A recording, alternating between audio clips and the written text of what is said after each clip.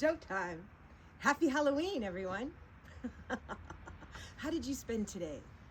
What did you do today? Did you see anything interesting on Halloween? Did anything strange happen? Or better still, what maybe are your best Halloweens? Or maybe you're not even a Halloween person. Well, let's talk about it. Hi, welcome to As Sarah Turns, where I talk about my memoirs, my aspirations, and all the things in between that get us there, sometimes push us back. Hi, I'm Sarah. It is October 31st, as you can see. Happy Halloween at,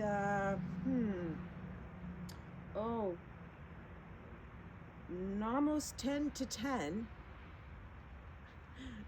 in the evening. And it's relatively warm tonight. As you can see, I'm a witch. So, today, actually, we had plans. I went, we took a day, even though Halloween's not a holiday, we took a day and we just said, you know what, we're putting all the tyranny of obligations and we're putting all the clear signal on hold, we're turning off the radio and we're just doing something that is fun for us today. We're not worrying about schedule. Why? Because it's Halloween. Why not?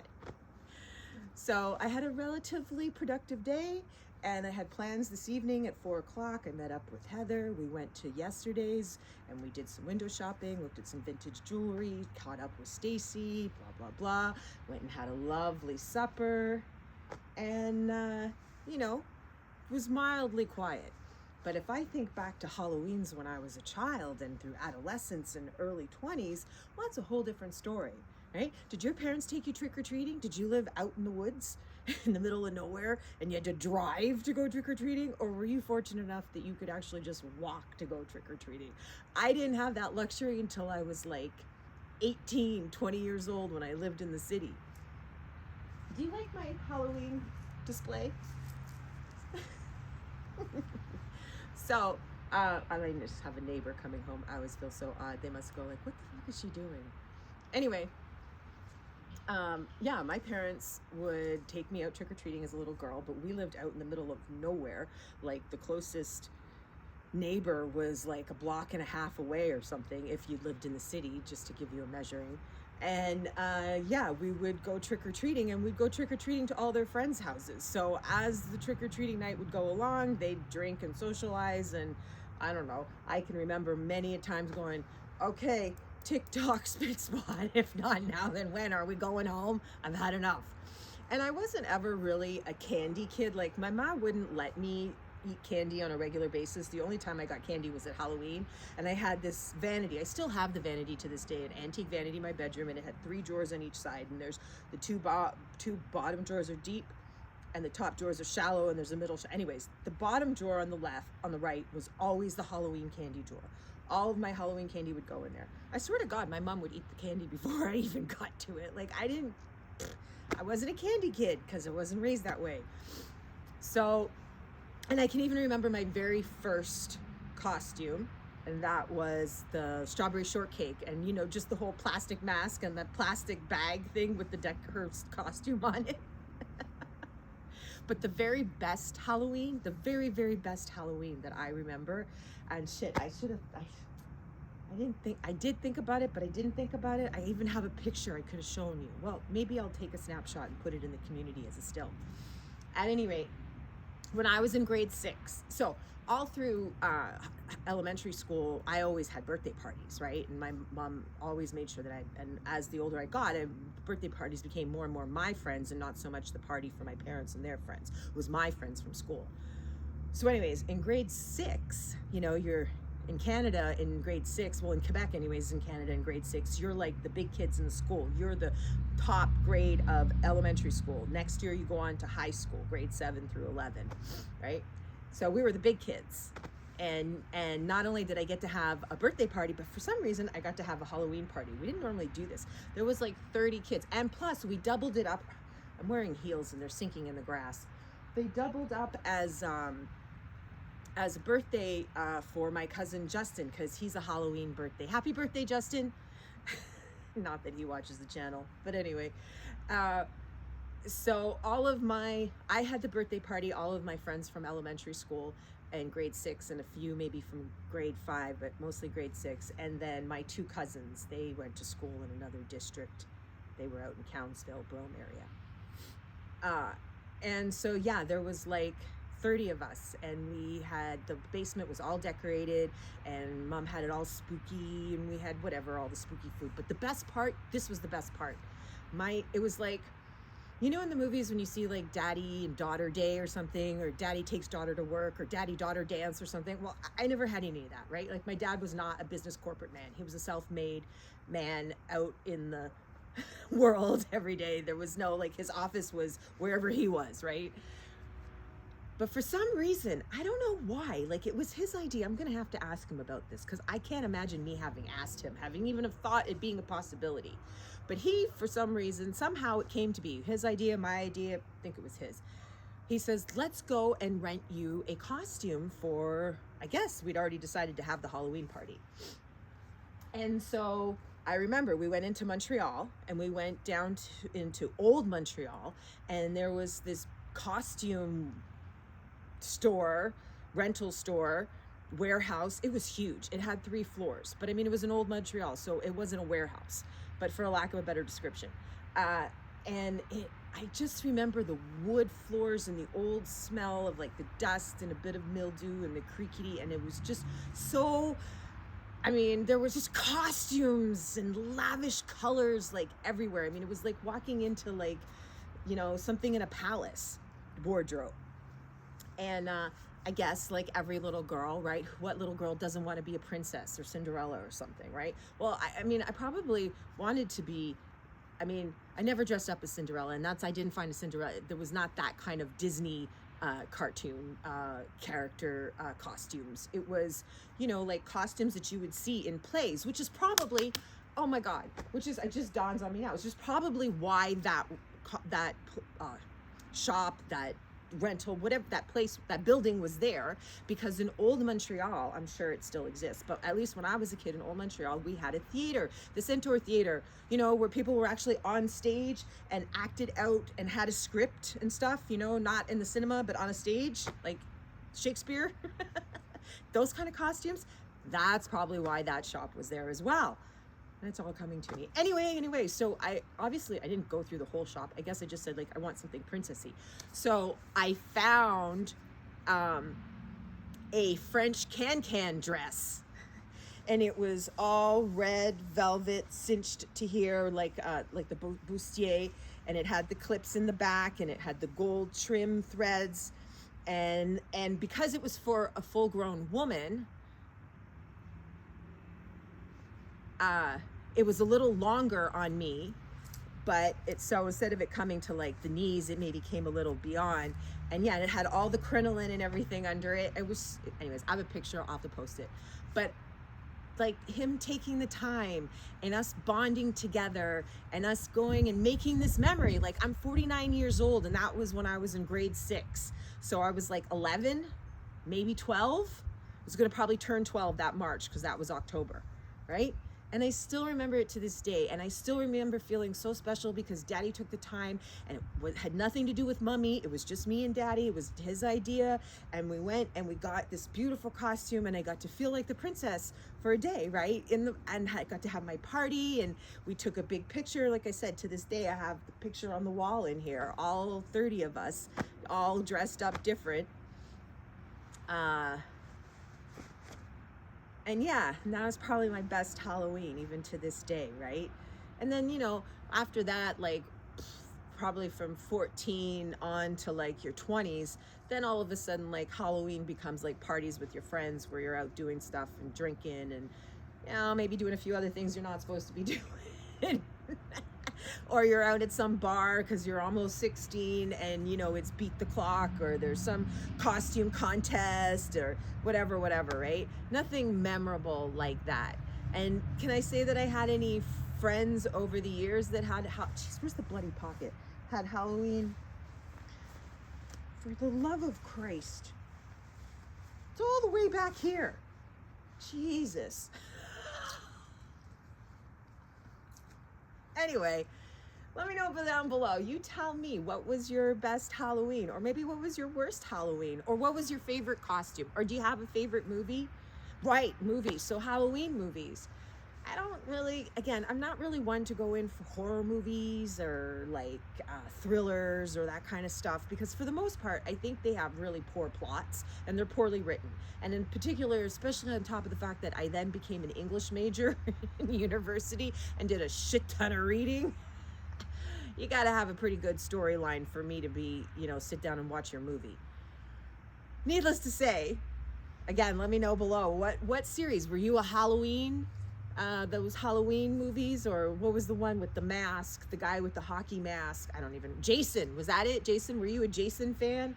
I'm guilty of Nightmare on Elm Streets. I've seen all the Nightmare on Elm Streets when I was an early teenager. I have not watched them since, and I don't know why, because that one's just as equally stupid as everyone else. By the way, I haven't invited you today. Jeez Louise, where's my manners? Not like you need to be told you're brilliant, but join the turning, subscribe below, become a keeper, keep as Sarah Turns in Bloody Orbit, because as you've seen, well, actually I've not uploaded them yet, but you will, as you see each episode, we get a little wobbly off course every once in a while, right? We need someone to keep us in there. So join the turning and send me on the wind, share me with a friend. Someone needs to laugh. Someone always needs to laugh. And every episode, whether you realize it or not, if you go mining, you will find the gems. It's not for me to hand them to you on a silver platter. I can promise you things like big diamond rings. Wait, how's it go? But I never promised you a rose garden. I can promise you things like big diamond rings on silver platter. I can't. Anyway.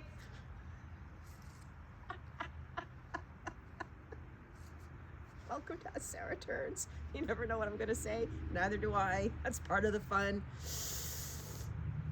But I'm always thinking back to trying to figure out what I've done, how I could have done it better, and how it's going to affect me and what I need to cut out or put in to get further forward. And that is the mission of the channel, for everyone to sit back on a story that I've told, maybe made them think of something else or made them think of something they've never thought before. And they pause and they go, wait a minute. Maybe I can change my perspective. Maybe I can change my life. Maybe there's another path I should be on. Something you keep doing isn't working. Maybe you try something else. So here we are as Sarah Turns on the YouTube, and we are fast approaching 100 keepers. We are fast approaching 100 keepers of the turning. I cannot believe it. I am just floored and on the bridge of being ecstatic and elated.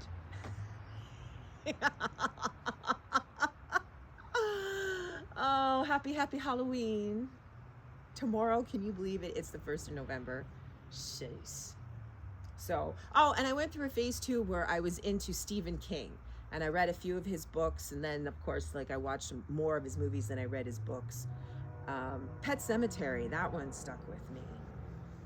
I read it first, and then shortly, a couple of years after or something, the movie came out, and I watched the movie, and a lot of the movie, how they did the visuals, the cinematography and everything, it was very close to what I had imagined, and so that it just made it even more vivid and just creeped me out even more. And I think the two kind of scenes that set the most with me from the movie and the book were the scenes when they're describing when he's going to bury the Cage, whatever the kid's name was, that got hit by the semi, and he's bringing him back to the pet cemetery to go bury him. And then the walk back, when the kid does come back, and then later on when the father's remembering the scene when he was a child, and they had some sister or family relative or something that had some disease that just made her skin sunken, and all you could see her bones, and she looked really ghastly, and the scene that they show, she's lying in the bed and she's reaching out for the boy, and all you can see is her back and all her vertebrae of her spine, and it just there's just some things that just creep you out, the sound of your nails on a chalkboard, I don't even have to have someone do it, and I just think about it, makes me want to cringe, or when I stop and think about what they did to my head, right? They cut the skin, they cut the skin, and then they ever so gently lifted it you would when you're if say you have a chicken breast that still has the skin on it, and you want to stuff something between the skin and the meat, and you got to like stick your hands under there and kind of like ever so gently like lift the skin off so that it doesn't rip the fascia and then doesn't rip the skin itself. That's the same thing they did to my face. When I stop and think about, or my forehead, I stop and think about that, and then they pulled it up, right?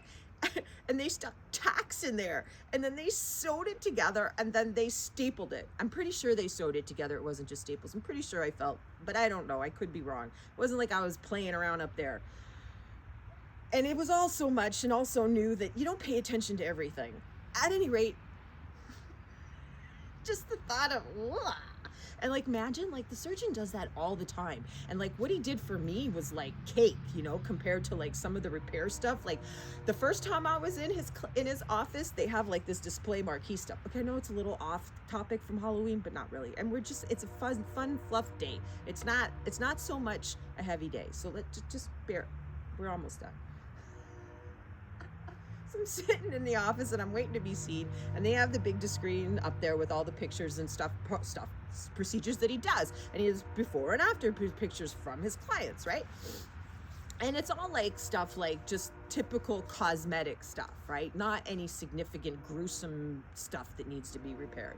So now, like, fast forward 2-3 months later, when I'm going for the follow-up to just before the surgery, and I'm sitting there and I'm looking at the screen again in front of me because it's on the wall. And this time it's not pretty plastic surgery shit like cosmetic surgery. It's plastic surgery. It's like someone's got an eye blown out and it has to be repaired, or their ear, like, I mean, it was, oh, and I was sitting there going, oh, like, oh, like, oh, you know, when you look at stuff and you're like, oh, I can't. Or like when they give you a needle. I've had so many needles lately, between them taking blood and giving me intravenous and giving me freaking whatever. It's like, I don't mind it. Like, okay, so most of them don't do it right. Most of them, you can feel it in there when it's in there and you don't want to move. It reminds me a lot of acupuncture. I used to get acupuncture before I had my hip surgery, way back in the beginning, before I even knew that I needed hip surgery. And I used to get like 30 needles all down the back of me, but it's like, you can't move. You move the wrong way and you feel it twitch and kind of pull inside of you, right? So it's kind of the same thing.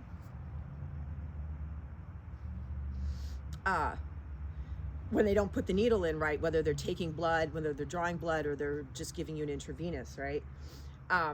So that bothers me, but more importantly, I can't watch them put it in. And like, I have amazing veins though, by the way, like they barely even have to put the thing on me. It's like, pick which one you want. There's a platter. It's a flute.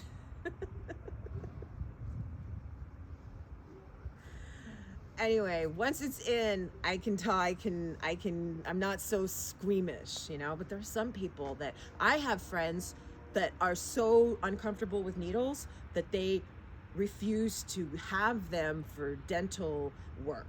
So they have like teeth ripped out, drilled on, caps, crowns, anything you can think they've had done, and no Novocaine, no nothing.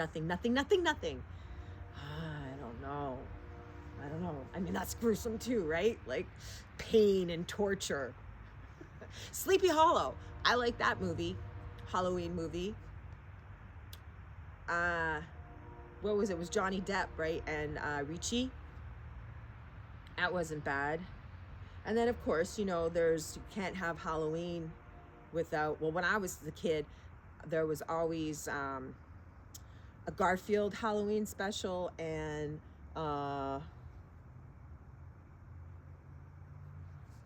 the Peanuts. Charlie Brown. What else? I think that was all we had at Halloween in Canada. We didn't have like a Canadian Halloween cartoon or anything. Anyway, like I said earlier when I made the pumpkin patch a couple of weeks ago, like Halloween's not really my big holiday. It's so fleeting. Like, you know, I know for some people it's a big thing. Let me know. Are you one of these people that like in July you start prepping for Halloween? Because that's when the costumes come out, right? Christmas is my thing. That's where I like to be. Like, my mom, she over exaggerates. I don't think I'm that bad, but she does. She compares me to the Griswold guy in Christmas Vacation. Clark Griswold. I love it. I love twinkle lights. I do. They just make me so happy. But they're a pain in the ass because they do not have a long life, and they're not easy once you have them. They're not easy to put up, and they're a pain in the ass to take down, and it's not always just a matter of a fuse. Anyway, today is completely all over random topics. It's Halloween. Happy Halloween. I came by, I said hello, I wanted to see you. Hopefully you want, no, excuse me. I willed myself to see you, and you will will yourself to see me, because there's no ands, if, or buts, or doubts in this world. As Sarah turns, join the turning, subscribe below, become a keeper, send me on the wind, share me with a friend. To be continued tomorrow. The start of fall, we'll start prepping now, countdown for Thanksgiving and Christmas. I am so far behind. I have twinkle lights that need to be changed. I have cold weather clothes that need to be taken out of storage, and summer clothes need to be put in. I've picked up the fur coats already from storage, so that's good. I'm not going to complete, but I still have other coats here that need to be out, plus all the winter attire. And I have laundry from all summer to do, to be put all the clothes away, because you know my rule. I wear one outfit once and then I put it in the laundry and I leave it there. Well, this summer I did do a load of delicates in June, because I have waited 6 months. I have waited from April to October and just worn all the spring and summer clothes, and then just did the wash in the winter, and that was a pain in the ass. That's a lot to catch up on. So I thought this year, I says, let me start ahead of time. But then my schedule got out of whack July, August, September, October, and the freaking delicates laundry hampers piled this high. I still have plenty of clothes, don't worry. But that's all summer and spring stuff. I got to wash all that. I have to hang dry it. Then I have to fold it. Some of it I may iron, I may not. Because then if I fold it and put it away in storage, then I got to take it out and iron it anyways. Anyway, there's a shit ton of stuff to do every day. Plus, I have all kinds of stuff still to do with YouTube. Plus, all the other ideas I have in creation that I haven't even presented to you yet. And we're still working towards the aspiration of one roof. I still want to create this business. I am on the path. I intend. Creation is mine. One roof. Venue for all of the things that Sarah likes, open to. As Sarah Turns world opens to the rest of the world. One roof. I even think it could be a franchise idea just for creators in general. Just the model once I get it going. But I got ideas. So like I said, to be continued. See my jack-o'-lantern? I put a candle in, but the spotlight's too much and you can't see. To be continued tomorrow. I look forward to seeing you. And why is it to be continued tomorrow? Because, well, we got dreams to execute. That's it.